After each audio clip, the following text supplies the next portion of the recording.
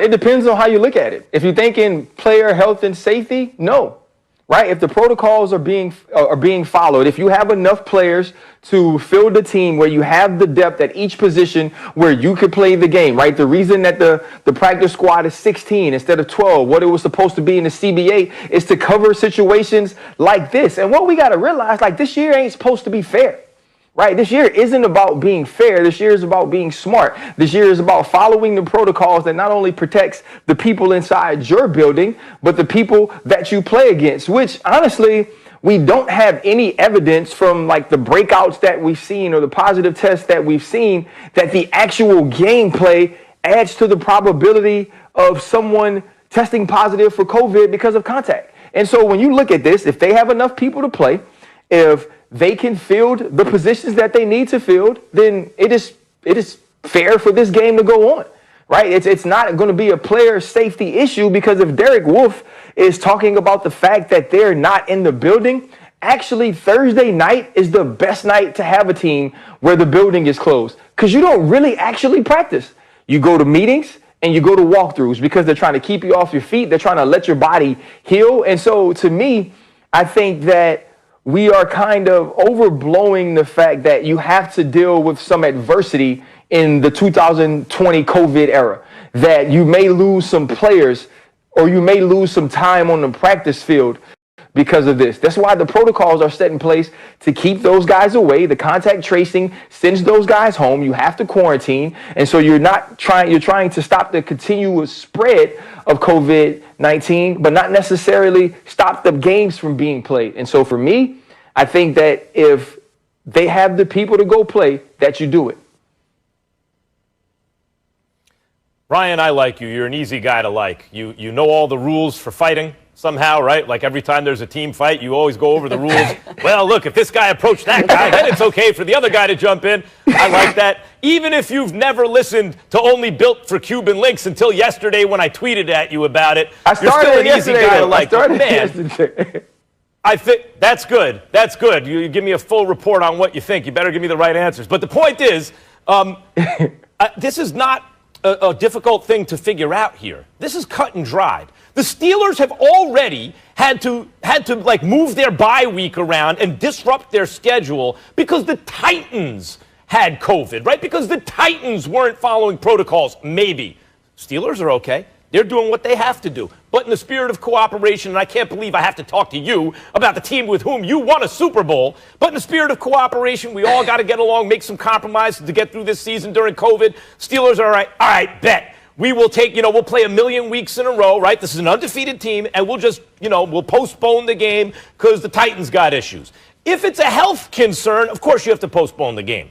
If it's that, look, we don't know who the hell has it on this team, and we think we can transmit it to the other team, we can't play. I get it. But barring that, if that's like, no, that's not the risk. It's just that they're down a bunch of players. That's absurd. The Steelers should have to postpone another game against their divisional rival because the Steelers aren't having problems. The Ravens are having issues. Be more careful.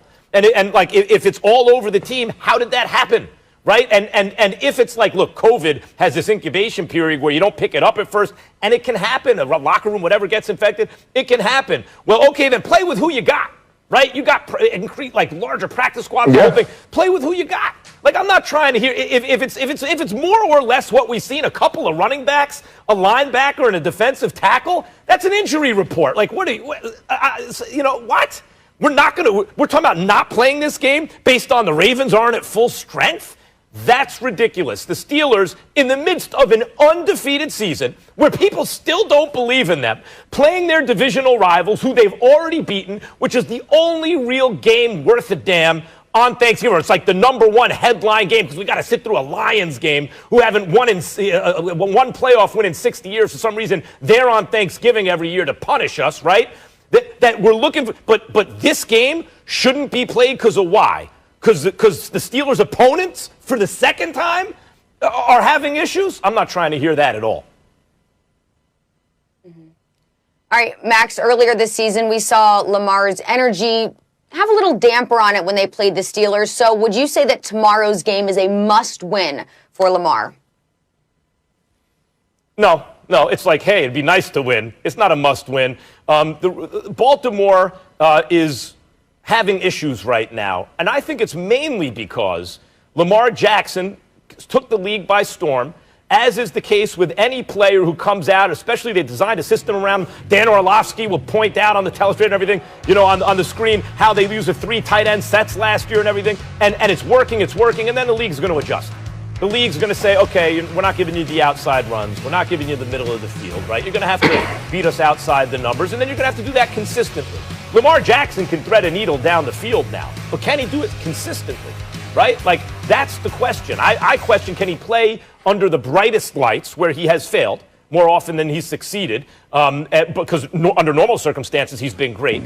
And now can he do this consistently? If you come up with a new scheme, it's like McVay was like very innovative with the Rams, then the league is going to adjust. Now the question as to whether you were just a kind of flash in the pan or you did something interesting that we'll remember, the difference between that and you turned out to be an all-time great is the league adjusts, now you adjust. And I got news, they're going to adjust again. And you're going to have to adjust again. And what we're seeing right now from the Ravens and Lamar is that adjustment period. Just because they haven't done it successfully yet doesn't mean it's not going to happen. I don't think this is a must-win game, even necessarily for this season for the Ravens, although we're getting close to that time for the Ravens, especially considering the COVID outbreak, and they'll be shorthanded a little bit and all that stuff, especially considering the Steelers are undefeated this year so far. So I can't call it a must-win, but it's hey, this is Ravens-Steelers. The Steelers already got you this season. In this century, that gives them a 1-game advantage over you at this point. Time to get them back. It's that as much as it's a must-win for the Ravens. No, this is. See, you changed the question a little bit. Was it a must-win for Lamar? Well, right. It's not a must-win for the Ravens because the Ravens got like the Jaguars and like the Bengals, and they got very winnable games coming up. So when you think about that, they have the Giants. So they have very winnable games coming up. So they can put themselves back in the playoff hunt. But this is a must-win for Lamar because he got to show that he can show up in these games. Right? And what better way? Your back's against the wall. You just came out after last game and say the Tennessee Titans wanted it more than you. How can the Pittsburgh Steelers want this more than you this week?